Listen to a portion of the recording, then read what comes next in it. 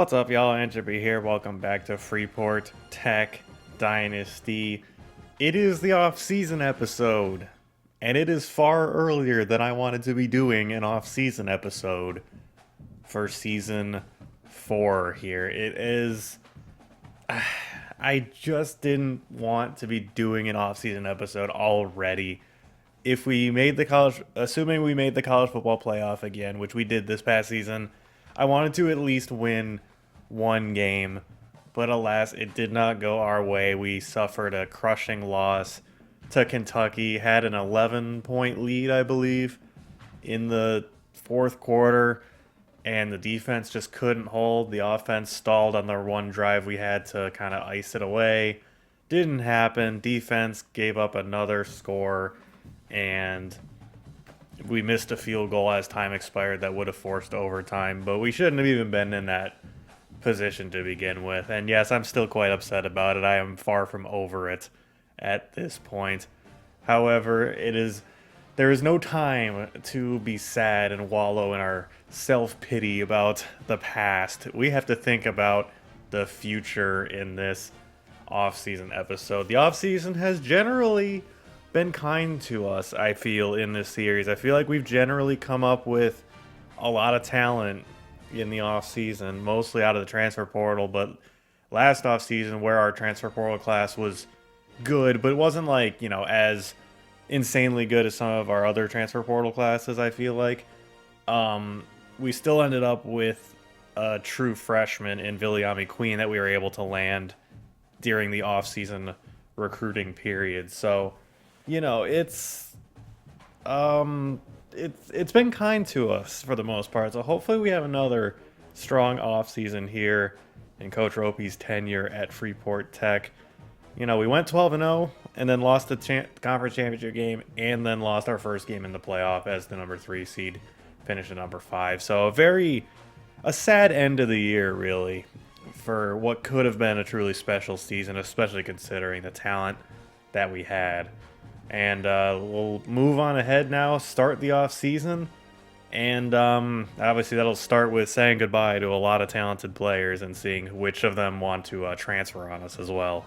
Quite a few names here looking to transfer out, but by far the most noteworthy is Evan Parker, who is the 83 overall right guard, wanting to transfer due to playing style. I can't imagine what that could mean. I thought our offense on this over the course of the season was overall quite good. And you'd think O-line would like a run-heavy offense, and our run game was pretty spectacular this season. So I can't imagine why he would want to transfer out, but obviously we are going to try and persuade him to stay, and he has not been persuaded. Evan Parker will be leaving and hitting the transfer portal. Quite a few other names here. Ian Hugo, who I believe he's a true freshman. Yeah, so we just recruited this guy as a quarterback prospect, but due to playing time, which makes sense for a quarterback, he wants to transfer out. I would like to keep him if we can, and he has decided to stay. So sick. We get to keep Hugo around. That will help our quarterback depth because, as I've said before, it's so difficult to actually build quarterback depth in this game because so many of them want to transfer on you. So good thing he's staying. Ben McClure wants to transfer due to playing time. Persuasion chance medium, though, so we have a pretty good chance of keeping him around. He's definitely, I don't want to say an afterthought because, he is a solid player, but we definitely have more intriguing options at outside linebacker, but we get 10 persuasion chances, so we're going to be able to use all of them if we want. And Ben McClure has decided to stay as well. Very nice. Dimitri Dunsmore, one of our first recruits that we got out of high school due to playing time. He, unfortunately, has been passed on a depth chart by quite a few of our other talented defensive tackles, including Emmett Corner, who took a lot of snaps. Who took the most snaps at D-tackle for us this year, and then Chris Foreman was playing on the inside as well, so Dunsmore was only coming in as a sub, basically. But we're going to see if we can keep him around. He has not been persuaded. Dunsmore will be leaving. Trevor Kalu, who we recruited alongside Emmett Corner, is wanting to transfer due to playing time. I'd like to keep him around if we can, and he has not been persuaded. Had a medium chance and still didn't go for it. That's too bad. Since I have the persuasion chances, I probably will try to keep Javonte Marshall, Keyshawn Douglas, and Davian Scott just to do it, I guess. And these are guys we can always encourage to transfer if we do keep them. But Javonte Marshall is gone. Keyshawn Douglas, who's mainly been a special teamer, is also gone. Davion Scott, last chance to get someone in. He has decided to stay. He had a high persuasion chance. That isn't surprising. So, all in all, most of them are leaving. We are keeping Ian Hugo at quarterback, keeping Ben McClure at linebacker, and keeping Davion Scott at guard. But Evan Parker is by far the biggest loss. He will be leaving us. And we may have to address guard in the portal now, if any are interested in coming here. Dunsmore is going to be missed as well. He was a very good player for us, was very good, especially early in his time here. But as I said, kind of got passed on the depth chart. So unfortunately, will be gone. And then Trevor Kalu is a little frustrating just because he's so young, and he would have been a good player for us, I think, potentially down the road, but didn't develop fast enough, and similar to Dunsmore, just got passed on a depth chart and isn't willing to be patient. So he's gone. These other guys are depth pieces, so I'm not going to miss them too much, I guess, but at the same time, best of luck to all of you. Now let's go into the players that are leaving because they are seniors. Malik Johnson was a depth quarterback. Easton Burke, who we didn't really hear from outside of that first season, was an edge rusher. Keon Butler was a depth guard. Tyrell Boone, a corner. Marcus Wiley actually did play a little bit. Backup free safety. Was mostly a special teams guy, but we did see him. Makai Sanders is a name. I believe he had at least one blocked field goal, if I remember correctly. Was a depth corner for us, played special teams, stuff like that. Tavion Green, a depth linebacker. He is graduating. Dustin Malone, a name that I remember saying at one point or another, but he is also graduating. Duke Clark, the first big hitter, one of our first lands out of the transfer portal from Florida, was absolutely incredible in his time here. Finished at an 86 overall. Will be missed greatly. Duke was such a good player for us. Jelani Watkins, what is there that needs to be said about him? I mean, my gosh, just absolutely electric since he joined Freeport Tech. Elevated up to an 85 overall, was our best receiver, and could run past anybody. Just absolutely insane. Derek Simmons, again, another one of our first transfer portal lands. Projected to be drafted in round 2. How about that? It earned his way up to a 91 overall. So we may, in fact, have our first draftee in school history on our hands here with Mr. Simmons. And yeah, he was an absolute menace off the edge the second he stepped foot on campus. I mean, just an insane talent for us. Haas Haney was our quarterback the last, it was the last 2 seasons, I believe. Yeah. Because Zeon Chris was our quarterback for season 2, and then Haney was our quarterback the last 2. A freak athlete, outstanding with his legs, and had a respectable arm as well. That defenses had to stay honest. They couldn't just crash down on him running the ball because he could throw it for sure, and he was very good for us. Will be missed greatly. So we'll have a changing of the guard at quarterback again for the first time. Again, since season 3, so that will be fun. Ashton Bethel-Roman, another receiver that we landed out of the portal from Texas A&M. An incredible talent in his own right, but as you can see, only finished at a 79 overall for us. He did get surpassed on the depth chart by the likes of Ofisa Vea and another transfer, Tristan Glass, who we got last offseason. And he made a name for himself on special teams. My gosh, just was a threat to take any kick or punt all the way to the house at any given moment. Chris Foreman, Order 66, the edge rusher, who primarily played inside because he's pretty big, 6'6", 273, and boy, did he generate pressure off there. He's now our single-season sack record holder, which is crazy. So shout out to you, Chris. You will be missed. Kevin Haywood, the right tackle, got injured in his final game as a Marlin in the Cotton Bowl against Kentucky, so unfortunately his final game was cut short, but was just a force on the right side of our offensive line. Buried dudes in the dirt, and yeah, he'll be missed greatly for sure. And then Christian Clark, the star running back for us this season. Him and Duke shared the backfield. Obviously, we had the Clarks back there, and Christian Clark was phenomenal. Just had what was his final stat line? He had 1,600 yards and 22 rushing touchdowns. That's a ridiculous season for him, and he deserves all the credit in the world for what he did for us during his 1 year here.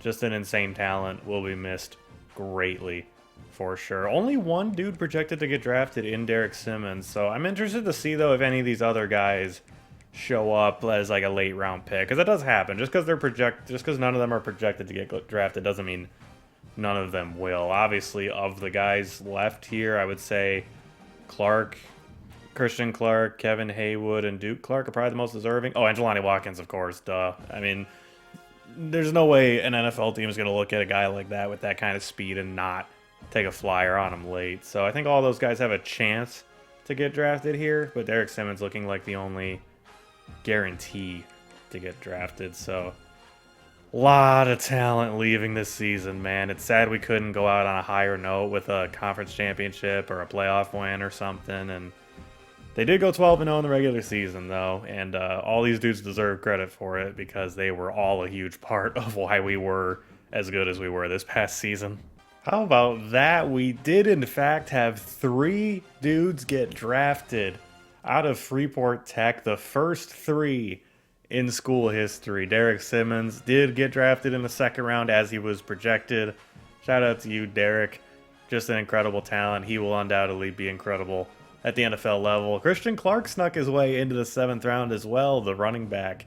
I mean, with his kind of output, the stats he put up this year, I don't know how he could be ignored for sure. And Kevin Haywood also snuck his way into the 7th round. Someone took a flyer on him as well. So congratulations to our first 3 draftees in school history. Just incredible players, all 3 of these guys.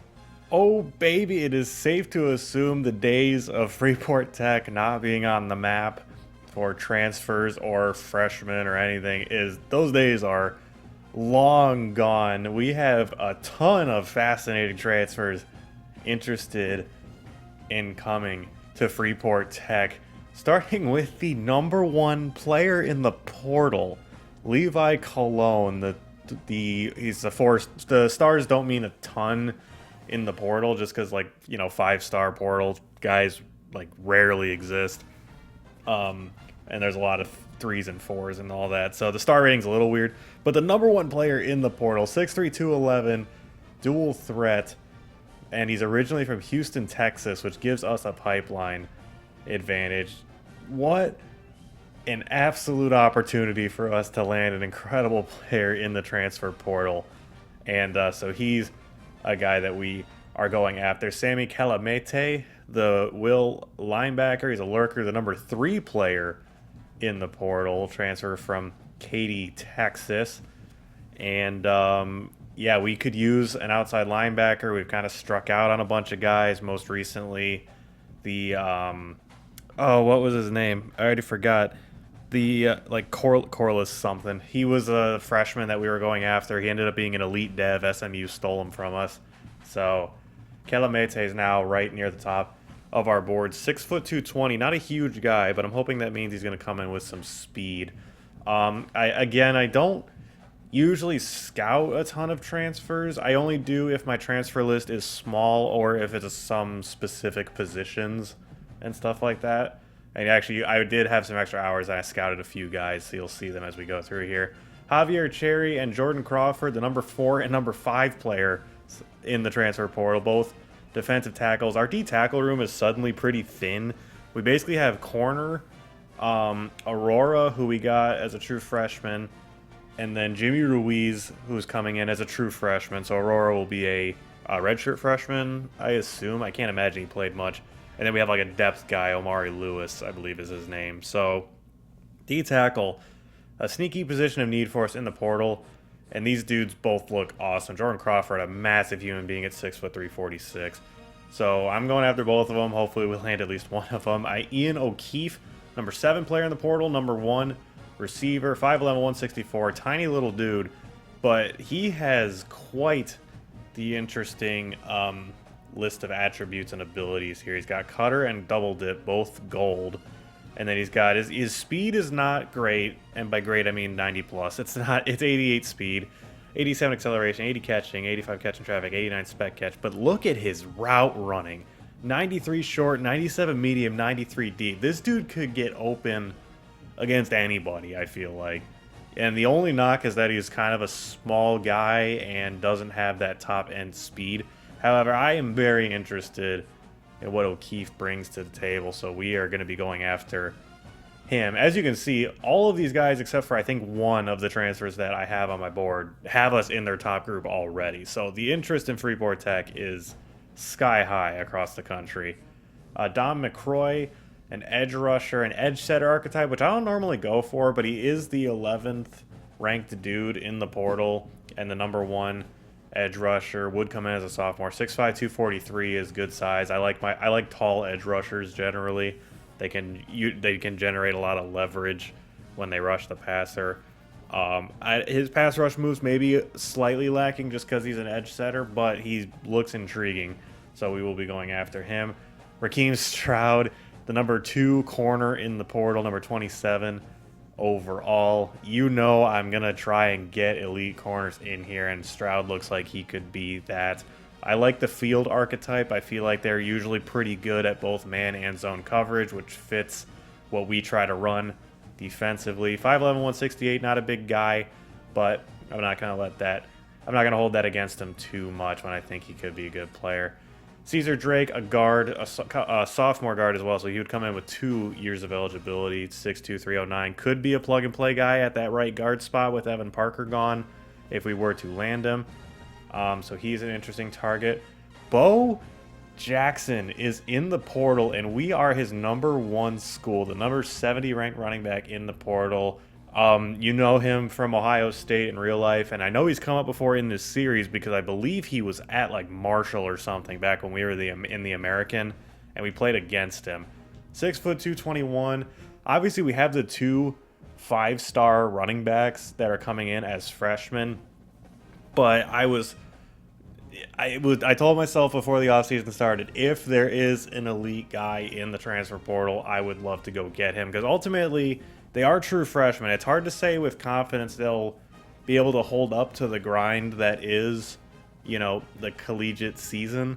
So Bo would be a fantastic guy to come in and be a bridge. Tualo can learn behind him, and then we would probably still use Stumpf as our 3rd down back. So yeah, I saw him in the portal and saw he was interested in us. I'm like, I gotta add him to the board. The one dude on the board who we are not in his top group is Kamari Smith, a tight end, 6'5", 246 deep threat archetype. I did scout him. Comes in with 85 speed, 66 strength is a little lacking from what I would prefer. However, his blocking overall looks good. 75 run block, 71 pass block is solid. 76 catching, 74 catching traffic, 85 medium route, and 80 deep route. Both are very good. I want a tight end that's a little bit more dynamic. I do feel like that was a weakness of ours. Eric LeCount is a solid possession type tight end. However, I think we need a guy that's a little bit more, it could be a little bit more of a game breaker, kind of like we had with Prescorn a couple seasons ago. He was an outstanding tight end for us, and I think that I want to get a guy that might be a little more dynamic at that position. So Kamari looks like a good option for that, so we are going to try and get into his top group. And then the final guy, Keenan Sexton, a freshman transfer, 6'7", 296, a well-rounded right tackle. I will always add offensive lineman. He's ranked number 98 in the country out of the portal, and he's the number 5 tackle. So this is 1, 2, 3, 4, 5, 6, 7, 8, 9, 10, 11. So I did my math correctly. As you can see, I have 55 hours saved up still. So we will be going through and offering all of these dudes scholarships, and it's not like as many transfers as I've had on the board in the past. I definitely, as just in general, as the roster has gotten better, as the team on the whole has gotten better, that leaves more, it gives me more freedom to be picky with the transfer portal guys. So that's why I went with guys that were interested in us off rip, because it'll be easier to land than guys like Kamari Smith here, who we are not in his top group. And then why I was able to spend some hours to scout some guys like O'Keefe and Smith just to see what they are before I invest the hours into them. There are other things to update you guys on the board because obviously there are still other names floating around out there for us. Xavier Jewell, I have him coming in for a visit this first week of the offseason just to try and maybe close that one out. Nathan Akanum, the 4-star freak show of a gadget receiver with his 90 speed, 90 throw power. We're chasing Kentucky and Pitt for him. We'll kind of see how this race goes. Major Thrasher, we have a lead for, which is nice over LSU, but they are still in the race as of now. So I don't know if I necessarily want to take 4 receivers because I just don't know if we have the roster space for it, to be quite honest with you. However, none of them have committed yet, and I don't feel confident we will land any of them except maybe Thrasher. And O'Keefe is far from a guarantee, even though I would love to land him as well. So I'm putting hours into them because I want to land at least a couple of them. Like 2 would be ideal, but who knows how the board's actually going to end up shaking out. The transfer rule gets weird too because teams like take guys off their board and then are suddenly not in the... Like SMU, it looks like, is already out on Xavier Jewell. They took him off their board when the transfer portal opened up because other targets emerge and stuff like that. So who knows how this is all going to actually fall. DeMarcus Heggie, I think I'm pretty much out on, even though we are in 3rd and are technically going up his rankings just because we offered him a scholarship. At guard, this is where it gets weird. So Ashim Joy is a guy that we are the only school that has even offered him a scholarship at all. So hopefully that holds. Because I don't have any hours put into him right now. Obviously, I will get some, and maybe if San Diego State, North Texas, any of these schools get involved, I'll consider doing it. Damian Pitts, I'm also getting in for a week 1 visit. I'm going to try and steal him from under Illinois' nose, basically. He looks very interesting as a prospect. Obviously, we've had him on the board for a while. A well-rounded archetype. Those are the kind of guys I like to bring in. 6'5", 320 as well. So he'll come in for the visit, and maybe we'll get lucky and we'll steal him from Illinois. I'm not sure. I'm not exactly confident that'll happen, but who knows. James Gillikin, that 3-star gem edge rusher we added to the board, 6'4", 222. We are the only school that has offered him a scholarship, but however, I do want to prioritize him a bit just because our edge room is a little weird because Simmons was our guy, and then Chris Foreman was another one, and they're both graduated. So the only surefire thing we have at edge right now is Viliami Queen. So hedging my bets with a few different guys. That's why, even though we have James Couch committed, I'm still going after these 2.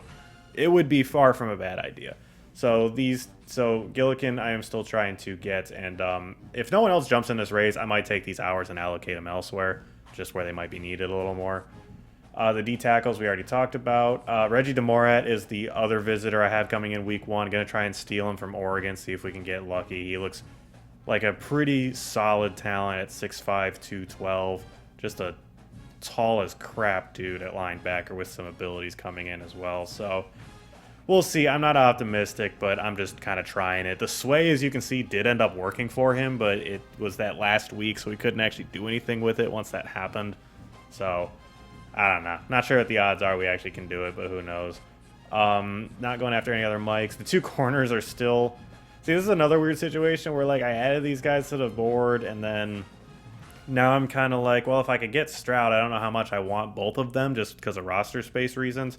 However, I guess at this point I won't complain about them if we get either of them, but no one else has offered scholarships to either of them, so we're kind of just in wait and see mode on these 2. But yeah, that does it. That is where the recruiting board falls. So these are the names to know in this episode for the transfer portal targets. And like I said, there's some crazy talent on this board. I'm very anxious to see how this kind of starts to unfold here, which guys we end up having a legitimate shot at, including the number 1 player in the entire portal.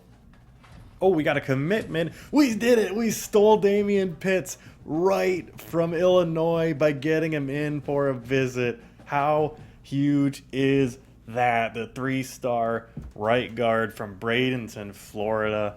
What a land to start off this off season. He is the only commitment of the 3 guys that we had visit, so, you know, not too surprising.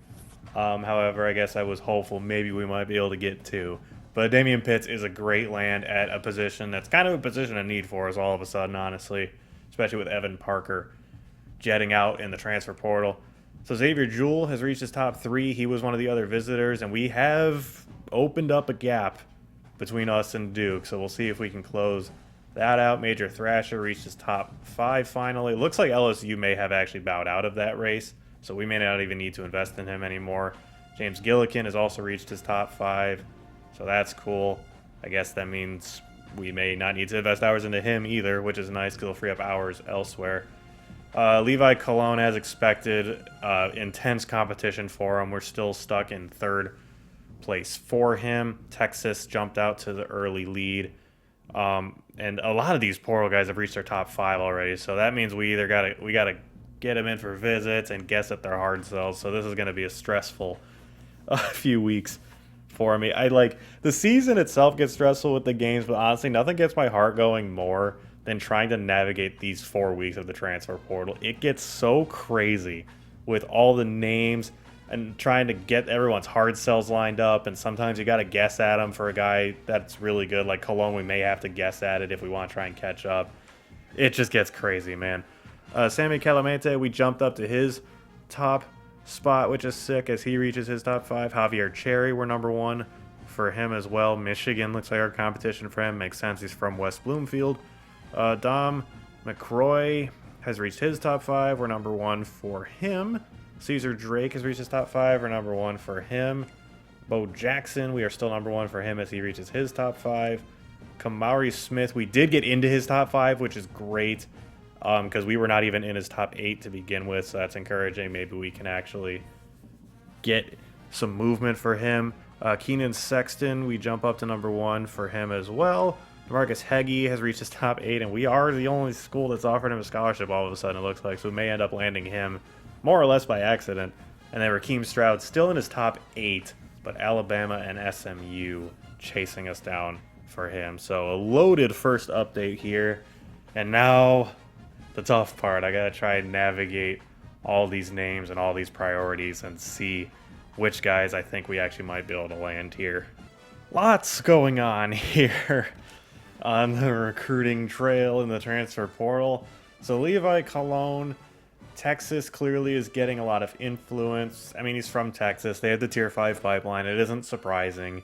They also have a lot of things going for them over us. So we are going to try and get him in for the week 3 visit. So that'll be next week.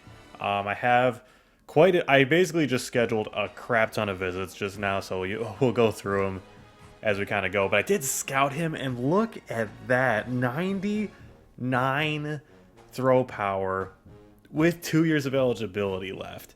That's ridiculous. Not to mention 87 speed, 96 break sack, 94 acceleration. Short accuracy, 83, 82 medium accuracy, 73 deep accuracy, 85 throw on the run. This dude is insane. I think he would almost undoubtedly come in and start right away for us if we were to land him, but odds are stacked against us being able to do that, unfortunately. Not to mention, I have no idea what his hard sell is, so that doesn't help. It could be one of like 3 or 4 different ones. So yeah, not feeling optimistic, but getting him in for a visit next week. Bo Jackson, we do know his hard sell. He's coming in for a week 2 visit, so he'll be in this week, along with a few other guys as well. You're going to try and lock that one up, just because I feel like if I tried to get him in for week 3, I had already filled up, and I'm like, if I try and wait till week 4, I just feel like one of these other schools would get him in for week 3 and steal him. So I'm going to try and get him in for the week 2 visit and just pray we get enough influence somehow for him. Receiver board is largely the same. Xavier Jewell, Duke getting him in for visit this week. That has me a little wary. Nathan Akanum, it looks like Kentucky and Pitt and LSU and Penn State all dropped him off their board, so we may actually end up landing him, which is crazy. Major Thrasher to have a comfortable lead over LSU, who also took him off their board. So the receiver board is clearing up a little bit. Granted, these aren't exactly like the toppest of targets that we have on here. Ian O'Keefe has yet to even reach his top 5, so we're kind of still sending the house on him. Kamari Smith, another week 3 visitor. He'll be coming in with Cologne. And yeah, we're in 4th. We're behind the 8 ball. We know nothing about him in terms of what his hard sell might be. So yeah, this one's going to be tough for us to win, unfortunately. But is what it is. Keenan Sexton, another week 3 visitor. He'll be coming in next week along with Cologne and Smith. We do lead for him barely. We do know his hard sell, so that is cool. Hopefully that helps. Hashim Joy still going after him. Ray James, looks like Florida State bowed out, so we stand a pretty good chance of landing him now. Caesar Drake, the final of the week 3 visitors. So basically, I tried to optimize the visit for Levi Cologne, the quarterback. So we have a tight end and 2 offensive linemen visiting. The linemen get boosts from each other. The tight end gets a boost from visiting the same week as the quarterback. So they're all just boosting each other's visits. And I'm hoping that'll be enough to land a couple of them. Caesar Drake, did we get his hard sell? We did not. It could be one of a couple, so we don't know his right now. And I'm not risking the hard sell if we're leading for a guy. That's my general rule of thumb, even though in the transfer portal things move so fast anyway. James Gillikin, still the only one going after him. Don McCroy, a week 2 visitor. So the week 2 visit is basically going to be a defense visit, and then my week 3 is like an offense visit, and then week 4 is going to be whoever's left, basically. So this is the defense visit plus Bo Jackson, week 2. McCroy coming in. We don't know his hard sell, I don't think. Barely figured out anything about him, so again, frustrating, but is what it is. Jordan Crawford still in his top 8, yet to reach his top 5. Javier Cherry, another week 2 visitor. Also don't know his top group or his hard sell, but he'll be visiting this week. He'll also be visiting alongside Sammy Calamete, the Will linebacker, whose hard sell we also don't know. So some rough luck in figuring out hard sells, unfortunately.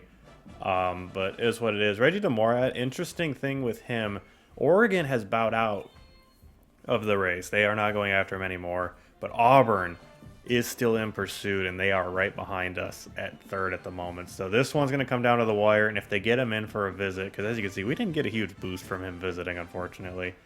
But if they get him in for a visit, I think this is advantage Auburn in this recruitment, unfortunately. But yeah, what's it? I already forgot. Calamete is visiting this week. Raheem Stroud is still yet to reach his top 5, so we don't even need to worry about what his hard sell is yet because we can't pick it. So that is that. And then looking at the transfers on the whole here, so Cologne again visiting next week. It's going to be a really tough land, but gosh dang it, I'm going to try. Calamete visiting this week along with Cherry. Crawford hasn't got his top 8 yet. O'Keefe has not either. McCroy visiting this week. Stroud has not reached his top 5. Drake visiting next week. Bo Jackson visiting this week. Myers Smith visiting next week. Keenan Sexton visiting next week. So there we go. I think we have a feasible chance to potentially land every single one of these transfers, which is exciting. However, I do not think we are actually going to land all of them, and that is going to get frustrating very quickly depending on which ones we miss out on. So we will see. Oh, come on. Are you serious? Levi Cologne locked us out before he could even visit. He's out. TCU passed us for him. We are no longer in the Levi Cologne race. You gotta be kidding me, man. That is so frustrating.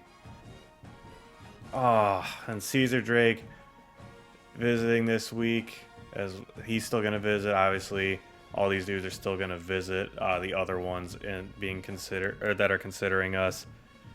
But that sucks, man. Cologne was the one tying this whole visit together, and we're not even gonna get him in because he already locked us out. How the crap did TCU pass us, man?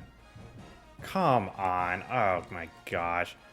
Icanum reached his top 3, not really surprising. Calamete has reached his top 3. That's good. Looks like the visit went pretty well for him. Javier Cherry, we extend our lead over Michigan. We'll see if that holds. Bo Jackson, we have quite a lead now over the likes of SMU and Arkansas. Hopefully we can close that one out. Jordan Crawford just reached his top 5. O'Keefe also just reached his top 5. But UNC and NC State have both passed us for him. Crawford, Nebraska still leading.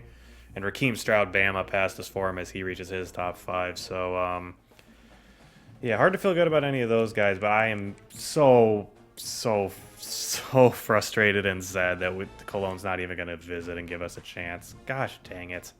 Week 3 of off-season recruiting. Bo Jackson, looks like we got a very nice boost from his visit, and it doesn't look like SMU or Arkansas has him on the schedule. So if we can just get that last little bit of influence that we need, we may get a commitment this next week before any of them can even get him in town for a visit, which would be massive if we can land him and pair him with Trevor Stump and Siaki Tuala. What a running back pull that would be in one cycle. I mean, gosh dang.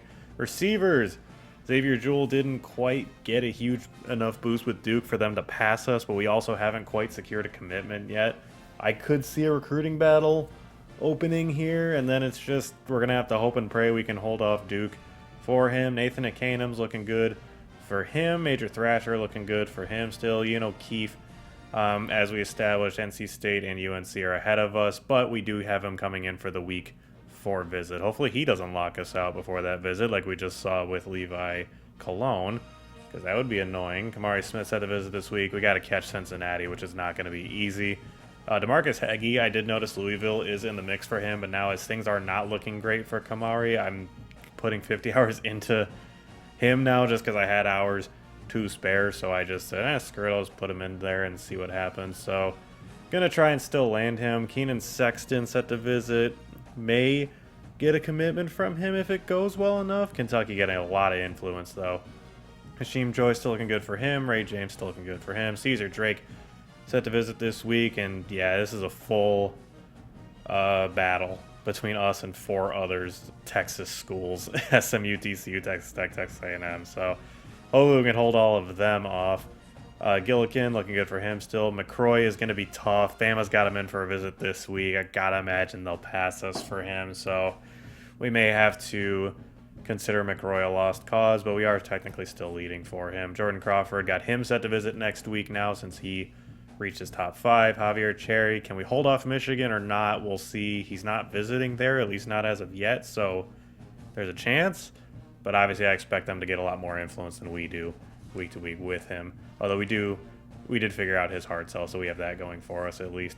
Calamete doesn't have any other visits on the schedule. I don't know if I can expect us to get enough to get a commitment from him this week, but that'd be massive if we could. We still don't know his hard sell though, so that's unfortunate part of that. Maybe I'll take a guess at it. I'm not sure. Reggie DeMorat, we did jump to his top school, but if you look there, Auburn's got him coming in for week 3 visit, so they very easily could pass us for him this week, which is just too dang bad.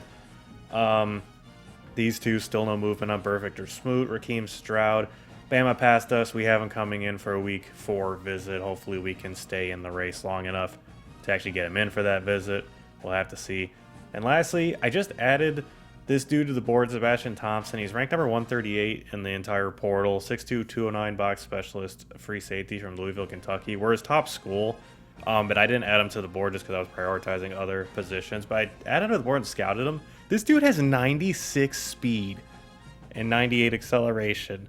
What the crap? How is no one else going after this guy? So yeah, Sebastian Thompson is on the board, and we are sending the house on him. I want to land this dude now, because what an insane talent this dude looks like. Has pretty solid coverage abilities too, considering he's considered a box specialist. So yeah, a fascinating late development here in this transfer portal cycle. But that is where the board stands, and we'll move on ahead to week 4 and see what happens. We got a commitment. Javier Cherry, the defensive tackle from West Bloomfield, Michigan. I did not see that one coming, but we do, in fact, hold off Michigan to land him, and what an add to our defensive tackle room he is. We got another one as well. Caesar Drake, the 4-star guard from Dallas, Texas. Another huge land out of the portal. Likely going to slide into our right guard spot if his overall is high enough. It'll probably be either him or Alonzo Gage may reprise his role there as well. We got one more, and it's Bo Jackson, the 4-star running back from Cleveland, Ohio. Our running back room is completely retooled after losing the Clarks this season to them both graduating. We did as good as you can to replace them, because we got Bo Jackson and 2 5-star running backs coming in to replace them. Oh my gosh. Oh, we got another one as well. Keenan Sexton, the 4-star tackle from Youngstown, Ohio. We got both O-linemen that we were targeting, and both of them that came in for the visit. Absolutely huge lands, and that is it for that. And that is 4 commitments in week 3 here of this off season. Now let's take a look at what else is going on. As expected, Xavier Jewell, recruiting battle with Duke. We do hold the lead currently. Reggie DeMorat also in a recruiting battle, this time with Auburn. They got him in for the visit, but I guess didn't get quite enough to pass us, so we do still have the lead for him as well. Jordan Crawford set to visit this week. Nebraska pouring in the influence. Keefe set to visit this week. We did stay in his top 3, thankfully. Raheem Stroud set to visit this week, but gosh dang, Alabama's going to be tough to beat for him. Sheem Joy has reached his top 3. James Gillikin has reached his top 3, and Sebastian Thompson reached his top 8, and we are the only school that has offered him a scholarship to this point. And I'm seeing down here, Don McCroy committed to Bama. Not particularly surprising. We knew they looked prime for it, but I am seeing here Kamari Smith committed to Cincinnati. I don't know how they got enough influence to get him to commit on a week when we had him in for a visit. So that's insane and annoying, but it is what it is, unfortunately. And yeah, looks like we swung and missed on 2 guys already, so we'll see how the rest of this offseason unfolds. But let's choose to be positive. We landed 4 of our top targets out of the portal, so that's huge. Final week of offseason recruiting here. So I did actually remove a couple guys from the board. I took away Burfict, the corner, and Heggie, the tight end, and you'll see why in a second. The board was just getting a little bit crowded, and I know I'm probably gonna have to cut guys anyway, and based on the targets I have on the board, I have some better options at those positions, so we'll get to them in a second. So Jewell still a recruiting battle with Duke. Akanum very close to committing. Thrasher looks like we got him all but locked up. We'll see how the visit goes with Ian O'Keefe, see if we can get the #1 receiver in the portal. He's from North Carolina, so naturally we're battling the 2 North Carolina schools for him. We'll see. Donnell Bowling is a tight end I added to the board with the Smith guy opting to go to Cincinnati. I just figured I'd take a look at him, and I actually just scouted him, and he looks pretty solid. 84 speed, 71 run blocking I like to see. 74 strength's a little bit low. 84 acceleration, 76 catching, 79 catching traffic.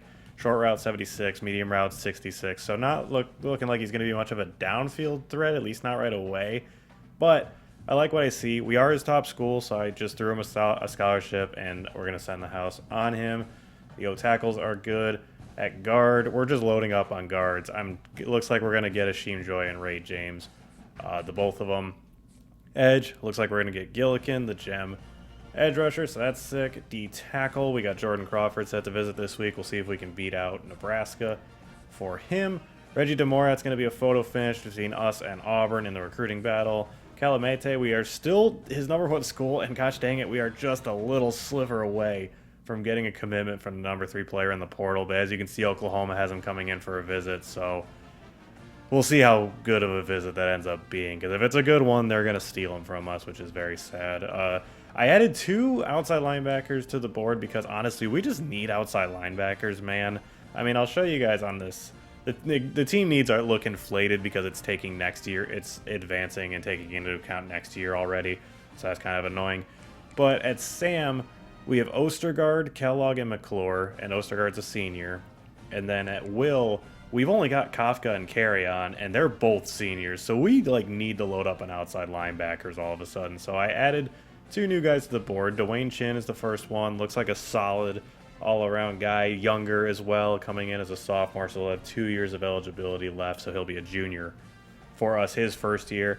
I like that it looks like he can play in coverage, which isn't unexpected because he's a lurker type. Wish he was a little bit faster, but I'm not about to hold that over him. He looks very good otherwise. The other one is Marcus Jones. Looks kind of similar, 84 speed. A little lacking in zone coverage compared to Chin, but he's a signal caller, so Marcus Jones is more of an all-around guy. But he's coming in as a transfer freshman, so he's actually going to have 3 years of eligibility coming in if we're able to land him. Now, unfortunately, neither of them have us in their top group, so we have to hope we can crack the top group in 1 week. Otherwise, this will be all for nothing, basically. And then at corner, as I said, I took Burfict off the board, and I kept Smoot over him, strictly because Smoot is a gem. So that's really the only real reason for it, even though I liked perfect size. Smoot is going to be the one we keep on the board. Raheem Stroud is not looking great, but we are getting him in for the visit, so we'll see if maybe we can pull off a miracle here and steal him from Bama. Jaden Lewis is a corner I added to the board. He's a junior, so he'll come in with only 1 year if we can get him. 5'11", 190, but 96 speed, 99 acceleration, 94 change of direction, 95 agility, 76 man, 77 zone. Yeah, dude, I want this guy 100%. So we'll see if we can nab him out of the portal. Obviously, no, we're not in his top group, but there hasn't been any movement, so maybe we can get lucky and just steal him from all these schools. I'm shocked no one has pursued him further. It's nice this is part of what I was talking about earlier with, like, now that the team is better, I can be more selective and I can actually spend hours to scout guys now, which is great. So I can actually see that this dude looks insane. It's great for these last few weeks when I'm just trying to kind of round out the board. And then Femi Umana is the other one I added, a freshman transfer, 6 foot 216, so has great build. I imagine he'll be a pretty solid tackler. But look at his attributes. He's no slouch himself, and again, coming in with 3 years eligibility potentially. 91 speed, 93 excel, 91 change of direction, 90 agility. That's all 90 plus. Man coverage is 73, zone coverage 72, 81 press as well, 77 catching, 66 tackle, maybe isn't as high as I would expect. Has bronze quick jump as well. So this dude looks really interesting. We're his number 2 school, but we're going to throw him a scholarship and send the house on him. And that is going to round out our board. And then, of course, Sebastian Thompson still doing well for him. So we have 25 hours left over that I just straight up don't have anything to do with. So this is going to be our final week here. So we'll see how we do for all these guys that we are still trying to land. We'll see if we actually can land them or if they will opt to go elsewhere. So this is going to be a fascinating 4th week here, and we'll see how it goes. We'll see. I'm anxiously awaiting the decisions of so many players. So hopefully we land some good ones. Let's see here. First commitment, Nathan Akanum, the 4-star receiver from River Rouge, Michigan. The gadget with freakish ability, 90 speed, 90 throw power. Very excited about him. Next, 3-star edge rusher James Gillikin from Belleville, Michigan. Couple Michigan guys coming down to Freeport. Another gem guy, too. Very excited about him. Xavier Jewell does commit, the 4-star receiver from Rosemount, Minnesota. We beat out Duke in that recruiting battle. Next, Reggie DeMora does commit. We are able to hold off Auburn. That is huge for our outside linebacker room. 4-star from Jacksonville, Florida. Sick. So glad we got him. Hashim Joy commits, the 3-star guard from Jonesboro, Arkansas. Been a longtime target of ours. Definitely a developmental project. He's pretty slim. I think he only weighs like 280-something pounds right now. But he is a gem, so hopefully he can develop for us. That'd be nice. Ty Smoot does commit, despite the deal breaker being broken, so he'll probably be a candidate to transfer almost immediately. But the 3-star from St. Charles, Illinois, ultimately chooses to come to Freeport. Jordan Crawford does commit. We got him on the visit, and we beat out Nebraska for him. The 4-star from Birmingham, Alabama. Very nice land for the interior. Major Thrasher commits, 3-star receiver from Mobile, Alabama. Nice land. 6'3" guy. Great size for the position. We're always looking for size at receiver because a lot of our receivers are pretty small. So a nice land for us. Ray James also commits, 3-star guard from Montgomery, Alabama. Quite a few Alabama guys all of a sudden. But a good land. Beat out Florida State, even though they kind of bowed out of the race come off season. Still a good land. Sebastian Thompson does commit, that speedy safety from Louisville, Kentucky. Sick. Can't wait to see him on the field for us with that blazing speed. Donnell Bowling does commit, the 3-star tight end from Tulare, California. Awesome. I was hedging my bets we would land him, and when I took Heggie off the board, and I'm very happy to see we did, in fact, get him. He could very easily start for us. Femi Umana does also commit, the 3-star corner from Opelousas, Louisiana. Sick. He looks like a very nice piece we can add to our secondary right away. Dwayne Chin, the outside linebacker from Winter Park, Florida, also commits. Another nice land, again, rounding out that outside linebacker room. We're still going. Marcus Jones, the 3-star will linebacker transfer from Alpharetta, Georgia. Another very nice land for us. Again, just looking for depth at that linebacker spot. Jaden Lewis commits that speedy as crap corner from Anniston, Alabama. A huge transfer portal land in this final week. He has a great opportunity, I gotta imagine, to start right away as well, potentially opposite Kwamari Shamwell. And that will do it. Those are all of our commitments that we got this week. Look at all the XP we got. Not quite enough for a coaching upgrade. There were a few names that were absent, so we'll have to kind of see how that went with some of them. So Sammy Calamete does end up going to Oklahoma. They had a good enough visit, and he goes there. Ian O'Keefe sticks with NC State, despite the fact we got him in for a visit, so that's annoying. And we continue to be cursed on the elite cornerback board here as Raheem Stroud ultimately chooses Alabama. However, I do feel very excited about Jaden Lewis with that freaky speed and athleticism that he's going to come in with. So, unfortunately, the three dudes we missed on were three of our top targets from the start of the offseason, so that's kind of frustrating. But you can't win them all, obviously. I'm very happy with the guys that we did land regardless.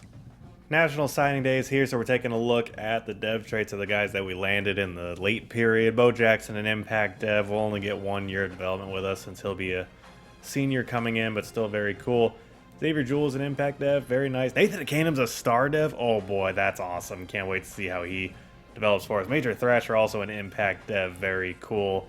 Ian O'Keefe is an impact dev. That hurts to see. Get off my board since you decided to go somewhere else. Tight end Donnell Bowling is an impact dev. Very nice. Good to see that. Keenan Sexton is an elite dev. Holy crap. So we got a 5-star true freshman, and then Keenan Sexton is an elite dev coming in as a sophomore. Oh my gosh, yes. What a land he ended up being for us. How about all these guys? Damian Pitts, impact dev. Hashim Joy, impact dev. Ray James, a normal dev. Not too surprising. Caesar Drake is a normal dev. That, I'm not going to lie, is a little bit disappointing, but still could very easily slide in and start for us, I have to imagine. What else we got here? James Gilligan is a star dev. Yeah, baby. A nice land from Belleville, Michigan. Javier Cherry's an elite dev. Oh my gosh, yes. We're only going to get 1 year of development with him, but still, man, that's awesome. Jordan Crawford, an impact dev as well. All these guys. Dwayne Shin is a star dev. Marcus Jones is a star dev. Sammy Calamete is a star dev, but he chose to go to Oklahoma, so goodbye with you. And Reggie DeMorat is a normal dev, so a little disappointing for sure. But these two, what lands they ended up being right at the last second. I mean, gosh dang, 2-star dev will linebackers right at the buzzer. Ty Smoot is an impact dev. That's sick. Raheem Stroud is an impact dev, but he went to Bama, so who cares? Jaden Lewis, an impact dev. And Femi Umana is a normal dev. So a little disappointing there, but he is only going to be a sophomore, so he'll have plenty of time to hopefully develop. And Sebastian Thompson is an impact dev at free safety for us. So our total class ended up being 30 guys. I don't think I've ever looked at the top classes, but we had the number 2 class in the country behind only Georgia. How about that? I was just thinking, boy, I don't think I've ever looked at the top classes at the end of the off-season recruiting period, and I kind of wish I had now, but it is what it is, I guess. But we're number 2, which if you look at the fact that we got 4 5-stars and 4 of them are elite, or 4 of our total recruits are elite devs. I mean, we had quite the land in the recruiting cycle, so that's awesome. The number 2 class in the country. How about that? On to training results, and oh my gosh, some surprising things happening in the quarterback room. Kevin Wilkes, who was a guy that we got out of the transfer portal last offseason, I believe, along with Emmanuel Hook, got +6 and is now our highest overall quarterback. Emmanuel Hook has actually done quite well for himself, getting +3, and AJ Maddox got +2, but now finds himself 3rd in terms of overall. I don't know who I'm going to pick. Ian Hugo as well, up to a 79 overall, looks like. I don't know which of these guys I'm going to actually pick to be the starter. It's going to be kind of an interesting decision for sure. I assumed Maddox would kind of slide in. He has looked solid in his, garbage time duty that he's played in, basically. But if Hook or Wilkes look like better options, I'll happily play them instead. So I'll have to kind of look through these a little bit better and a little bit closer rather, and see which one I actually like the best. I like that Wilkes is a dual threat guy who looks very capable with the ball in his hands as well. Like, Emmanuel Hook only has 63 carrying. That's kind of wild. 62 ball carrier vision, whereas Wilkes looks very good with the ball in his hands. But he is the slowest, I think, of the three, it looks like. Yeah, he's only got 79 speed. Didn't get any speed boosts. So, I don't know. We'll see. This will be an interesting decision for me at the quarterback spot. Bo Jackson must be capped, basically. Stays at an 85 overall. Yeah, he'll be our number one running back. Taj Bobo, how about that? Putting in the work, up to a 79 overall. Cam Skaggs up to a 75. Tavares James up to a 70. Tyler Griggs didn't improve at all. Probably an encouraged to transfer candidate for us for sure. We'll see how. I am not going to be putting Bobo or Skaggs ahead of either of the two true freshmen though on the running back depth chart. Do not mistake me. They will be 2 and 3 on the depth chart. So these guys will kind of just round out our depth, I guess. Kobe Thompson got a few upgrades here and there, it looks like, but stays at a 72 overall. Offseason Vea gets +3 overall, +2 to his speed as well. Looking prime to take over as our number one receiver. Tristan Glass stays at an 82. He is a senior this year. Ben Maggio up to a 79, along with Prince Kukwa. How about that? And Jaden Funchess up to a 78 as well. A lot of guys putting in some crazy work. And then Braylon Toji up to a 73 overall. Kukwa as well, up to 94 speed. He was pretty slow when we recruited him, but has just gotten so many speed upgrades this offseason. It's crazy. So him and Maggio is going to be kind of an interesting decision in terms of who's going to play more as the third receiver. Vea and Glass are definitely locked in. Chester Elias jumps up to our number one tight end, getting +6 overall. That's crazy. Bowling right behind him at 78. Got +1 to his speed as well. Route running. His route running is not very good, though. Elias, look at it. Look at these boosts he got. +10 to every route running, +9 to release. Elias may be our number one tight end this year. He's looking good. LeCount, unfortunately, slides down to third on the depth chart. Only got +1. And yeah, that 78 speed is killer, I'll be honest. You can feel it for sure during the game. Sash gets +2 overall. Stovall gets +5 overall, so they round out our depth there. Sean Herman gets +5 overall. Is going to be an 87 overall starting at left tackle for us. Very nice. Tyron Davis gets +4. Dante Corn up to an 84 overall. Blizzard looking good up to an 80 overall as well. Tim Whiteheart up to an 86. He'll be our starting center. Keeman Gakwe up to a 73. Caesar Drake gets +2 up to an 86 overall. Very nice. Alonzo Gage up to a 79. Josh Sabri up to a 72. And then Keenan Saxton gets +6 overall up to an 85. Will start at right tackle for us as a redshirt sophomore. Esposito is going to be a fine depth piece for us as a senior up to an 80 overall. And then Najvar and Morgan, not much to hear from them. Taylor Kosar up to a 79 overall. Good for him. And Isaiah Creer gets +6 overall and is up to 77. So Kosar looking like he'll probably start at the left edge. Unless, yeah, McCants actually got +3 overall, is up to an 81. So maybe he will actually start opposite Viliami Queen, who got +5 overall, +1 to his speed. Strength is a 90 now. Awareness is an 80. Finesse moves up to a 77. His power moves went up to an 87. Jeez, oh, Pete. Okay, yeah. Viliami Queen looks like he's going to take over as our best edge rusher with Derek Simmons now gone. So, yeah, very excited about him. D-tackle, Javier Cherry is up to a 93 overall. Gosh dang. Followed by Jordan Crawford is a 91. Boy, good luck running the ball on us this year. Jeez, oh, Pete. These dudes are ridiculous. Cherry has 98 strength as well. 99 power moves. 78 block shedding. Crawford's got 90 block shedding. He's more of the run stuffer, I guess. Oh my gosh. Yeah, these two are crazy. Jordan Crawford's got 78 speed at 6 foot 349. What on earth? That's ridiculous. Javier Cherry is slower, a 69 speed, but geez, oh Pete. Corner up to an 80 overall and Aurora up to a 79 overall. Obviously, with these two being seniors, these two may take more of a back seat this year, but they'll still be there to contribute for sure. Ostergaard up to an 82. Didn't get any speed, but improved a bit across the board. Vince Kellogg up to an 82 overall as well. Wow, he's developing nicely. Love to see that. Ben McClure got +5 as well, up to an 81 overall. So our Sam linebacker room looks great between these three guys. Could use some depth, though. Kennedy up to an 85 overall, of course. Or Adrian Corcoran up to a 77 overall. And Stephen Merrick up to a 74 overall. So good to see that. Kennedy will continue to be probably our best all-around linebacker. And yeah, look at the 93 zone coverage, 79 man. Gosh dang, dude, that's just crazy. Taj Carrion back from his injury, put in the work and got +5 up to a 90 overall. Dwayne Chin up to an 82. Marcus Jones up to an 80.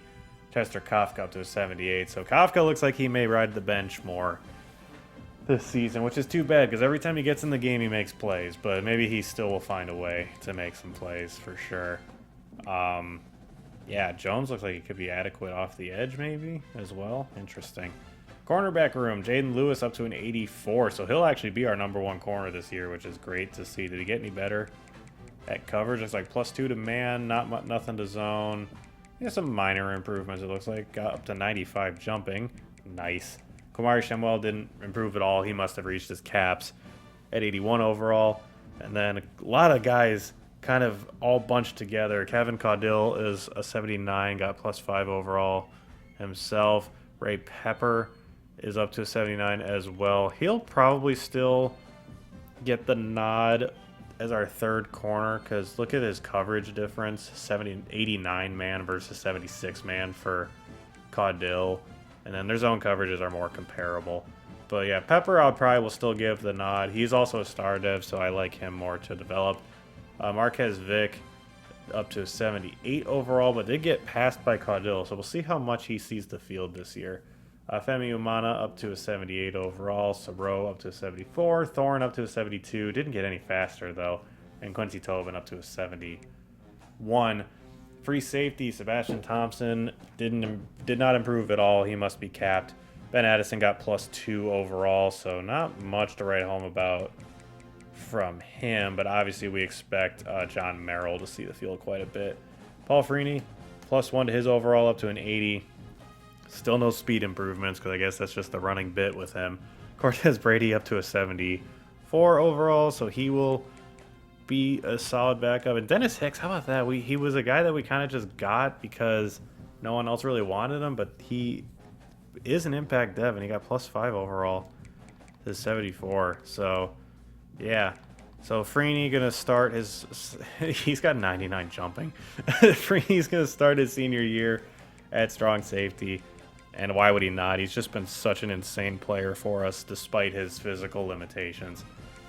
Terrell Terrell got +1 to his kick power and +6 to his speed, which is funny. So there you go. Got a little faster in the offseason.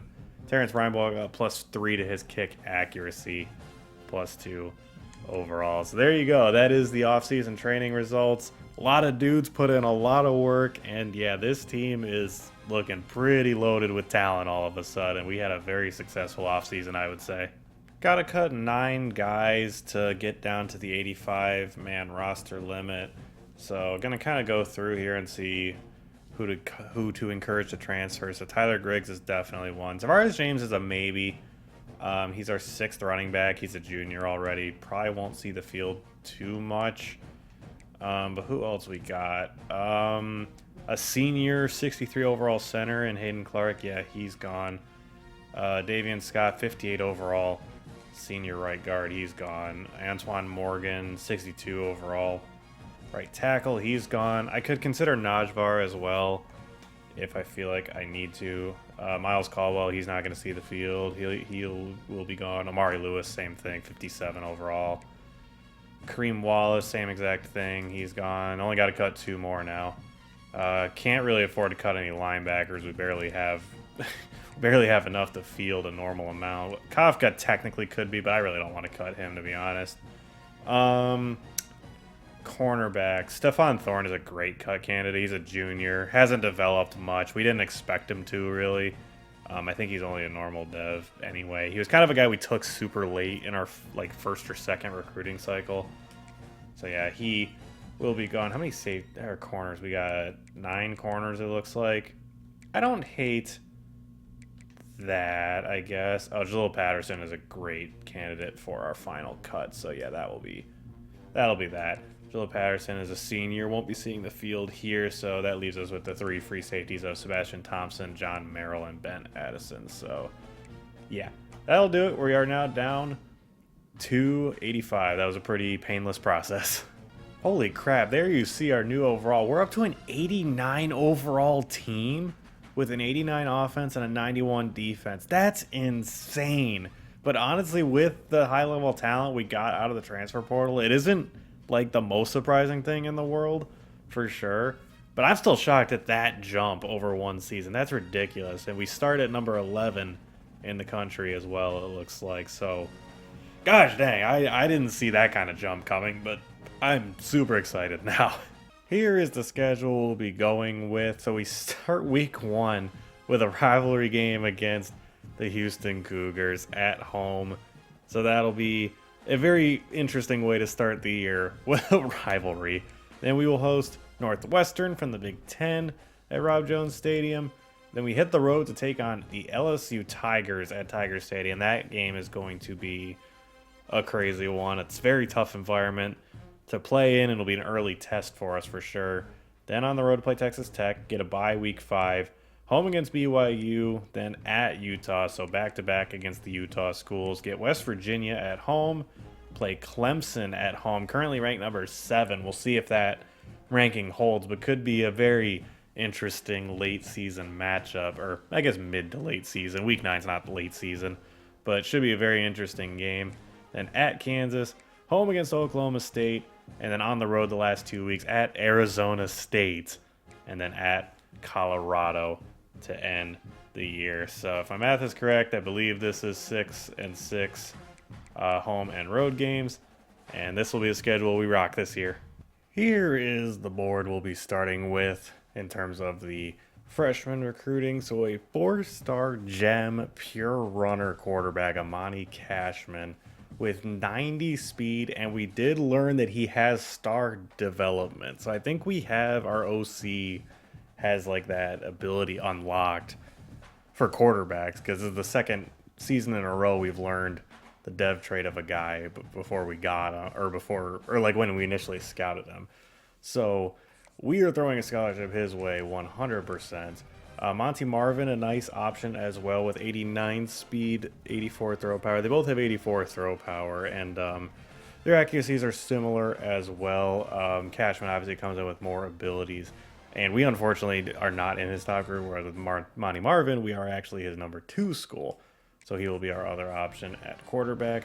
Running back, Hakeem Bandy's the number 1 running back in the country. He's not quite what Tualo and Stumpf are, but is very talented for sure, and I'm always looking to keep the running back room strong, so we'll throw him a scholarship. George McCracken, we are actually his number 1 school right off rip, which is nice. He's small at 5'9", 171, but 90 speed is good starting point.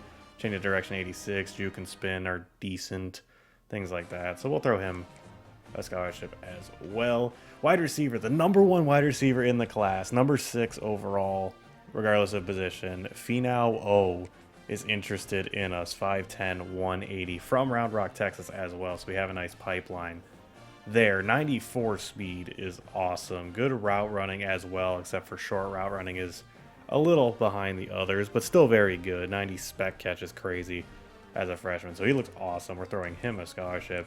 Romeo Gerard, number 4 receiver, but a 5-star, number 14 in the country, 6'6", 206, 93 speed gem with great route running to start as well. This dude is just unbelievable. I have to throw him a scholarship and see what chance we have to land him. We obviously are not in his top groups. This will be an uphill battle, but you never know, man. And then Nicholas Wing, another option, 6'5", 207, has very good size.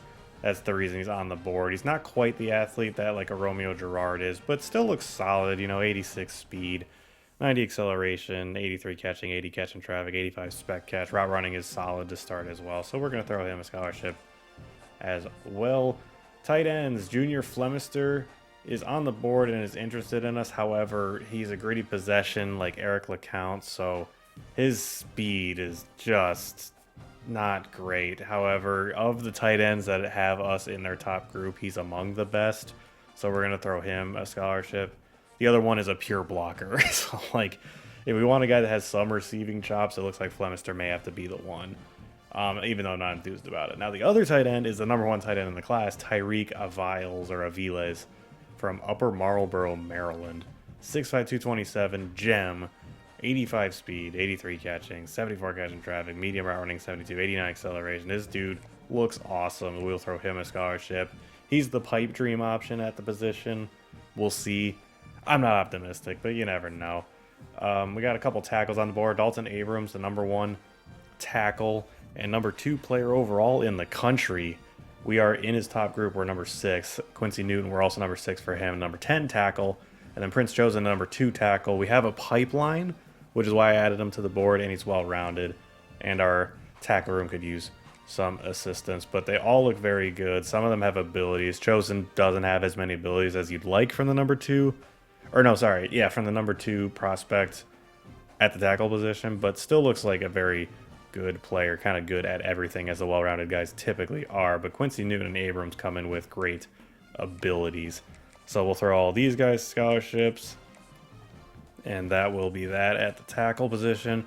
Guard, we only got one on the board, Kyle Hammer. I did scout, obviously, off screen, as you can tell. I did find one that was interested in us, but he was a bust. I took him off the board. There's also a 5-star quarterback who is interested in us. We're like his #2 or 3 school, but he's also a bust, so I'm not really interested in him. But Hammer looks quite good. Would come in. He's agile, so his acceleration is an 82, 69 agility. Comes in with plenty of abilities as well off rip, so he looks very good. Scholarship for him. Centers, we only have 2 on the roster, and one of them is graduating, so we could use 1 or 2 more. John Moffitt's actually listed as an athlete, which is kind of interesting, so he might be a guy that we could move around the line, maybe at guard as well. But similar to the other guys we have on the board, have quite a few abilities. Looks kind of solid at everything. Obviously, his power isn't quite what you would like, but it is what it is. And then Enrique Vermiglio is a pass protector archetype. So his run blocking leaves a bit to be desired, but we are his #4 school. He's from Houston, Texas, so we will throw him a scholarship as well. Edgeboard, Mitch Bitonio. This dude looks crazy. 4-star gem, power rusher, 6'4", 234, coming in with 88 strength, 83 power moves, 85 speed, bronze workhorse, 79 pursuit, 82 tackle, 71 block shed. This dude looks ridiculous, so he is getting a scholarship. Taylor Bauer, a 5-star edge rusher, who we are #6 for at the moment, comes in with 89 strength, 79 speed, much bigger than Bitonio at 6'4", 272. A ridiculous specimen in terms of size. Power moves and finesse moves both quite good as well at 75 to start. And block shedding isn't terrible at 69. So this dude looks awesome. He'll be getting a scholarship as well. Tech got 2 D tackles, Bruce Burden and Dave Bryant. Burden, 6'2", 298. Comes in with a couple abilities, including Gold Workhorse. Has 88 strength, 82 power moves, 72 finesse. Block shedding 73. Dave Bryant has even more abilities, but has like the mental ones as well. It comes in with 90 strength, 81 power moves, 72 finesse, 70 block sheds, 75 speed as well. Whereas Bird's only got 69 speed. So 2 great talents here at defensive tackle. They'll both be getting scholarships from us. James Crozier, a thumper from Cibolo, Texas, 6'2", 230, whereas #3 school. Not like insanely talented, but has 77 zone coverage, which, as you know, I like in my linebackers. 86 head power is nice as well. 77 tackling, 73 awareness, 84 strength. Looks solid. He'll be getting a scholarship offer. Mike, the 5-star #2 Mike linebacker in the class, and the #5 overall prospect, Josh Blanco from Conroe, Texas, is interested in a 6'2", 220, 88 speed, 88 acceleration, 88 hit power, 85 tackle, 84 pursuit, 80 strength, 70 man, 74 zone, 3 abilities. Yeah, he's getting a scholarship without a doubt. Tim Montague, the 6'2", 229 thumper from Arlington, Texas. Not quite the same specimen. He's #5 Mike in the class. Pretty much just a poor man's version of Blanco, I suppose. But his zone coverage is much better at 78. Or not much better, I should say, but his man coverage is worse. So, you know, it's like a little bit of give and take with him. He's obviously a step back, but he'll be getting a scholarship because I don't know what the odds are we can land Blanco, even though we are in his top group already, which is super exciting. Corners, I am determined to get a stud corner. Jesse Hunt, a 5-star gem corner from San Antonio, Texas, number 2 corner in the class. He is interested in us, and not only is he interested in us, we are his number 1 school. 94 speed, 94 excel, 92 change of direction, 91 agility, 76 man and zone, 84 press, 74 catching, 71 tackle. This dude can do it all. 6'1", 189, platinum jammer, bronze quick jump, silver legion, gold the natural. He's getting a scholarship. We're sending the house on him. I am determined to finally get an elite corner in here one way or another. All we've done is lose out on him this whole series. Cam Berry is interested in us as well. We're his number 2 school. I didn't have enough hours to fully scout him. His speed looks like it could be really good, though. He's a bump and run guy, so that typically is the case, and are usually better at man coverage, so he's getting a scholarship as well. Looks intriguing. And Tyrese Vick, who is the number 1 corner in the class, Jesse Hunt is the number 2 corner in the class. Didn't get a chance to scout him at all. Don't have the hours for it. But I figured throw him a scholarship. Why not? He's the number 1 corner in the class. Like I said, I'm determined to get an elite corner in here somehow. And then a 4-star gem safety, Mario Alfaro from Trophy Club, Texas. We're his number 2 school. And yes, as I said, he is a gem. 91 speed, 91 excel, 91 change of direction, 73 man, 83 zone. It's what you want from your free safety. A guy that can just drop back into coverage and use his speed to make some plays. He's not quite the talent that John Merrill is, however, looks very intriguing, so he'll be getting a scholarship. And the last guy on the board, Vi Troutman, the 6'2", 190 coverage specialist from Frisco, Texas. Has 92 speed, 90 acceleration, 82 zone, 71 man. Honestly, a very similar prospect that we just saw from Alfaro here. Has quite a few similarities in terms of what his strengths and weaknesses kind of are. But he will be getting our final scholarship offer. And that will do it for this first week. So those are the names to know. And we'll see how this unfolds in the first week going into week 0. And that will help me determine which ones will be getting the recruiting hour attention. So as you can see, a lot of them are interested in us off rip, which is super exciting. But some of those like top tier talent guys at their positions are not. I just added them to the board to kind of see what they were. So we'll have to kind of weigh our options to figure out what's realistic for us. And already we've been locked out by Tyreek Aviles, the number 1 tight end in the class. Not surprising, I suppose, but frustrating because the other tight end on the board I'm not a huge fan of. So we'll probably kind of kick tight end recruiting down the road a bit and see kind of weigh our options later. Mitch Petonio reached his top 8. We stick at number 2, it looks like. Dave Bryant has also reached his top 8, and we are number 2 for him. Both guys we are fighting LSU for, which is interesting. Bryant's from Louisiana, so that makes a little bit of sense. Petonio's from Texas, so right next door. So LSU looking like a team we'll be fighting recruits for, which is ironic considering they are on our schedule. We are playing them in week like 4 or 5 something, or no, week 3 I think. We got them on week 3, so that'll be quite the matchup. May have some recruiting implications, in fact. And that is going to do it for this episode. We'll do the week 0 recruiting stuff next episode, just to, you know, I've been recording for several hours already. Granted, I've been doing laundry as well, so you know that's caused some delays here and there. But we will do the week 0 recruiting where we assign all the hours in the next episode. This is where we will leave it for this episode. Thank you very much for joining me. Quite the off season. We loaded with talent at a lot of different positions, and I am very excited about the upcoming season, even though we have some question marks, including at the quarterback position, which is like the one position you ideally don't want question marks at. But that is kind of where we find ourselves. But it's going to be a fun season. There's going to be a lot of decisions to make before our first game, and we'll kind of see what I decide to do, I guess. I don't even know what I'm going to do as it stands right now. I'm going to, like I said, I'm going to have to look at everybody closer and kind of weigh the options and see who I want to roll with at quarterback and at a few other positions as well. I'll have to see how to kind of make everybody work together. But gonna be fun. Thank you again for joining me. Love and appreciate each and every one of you. And I'll see all y'all in my next episode. Later, y'all.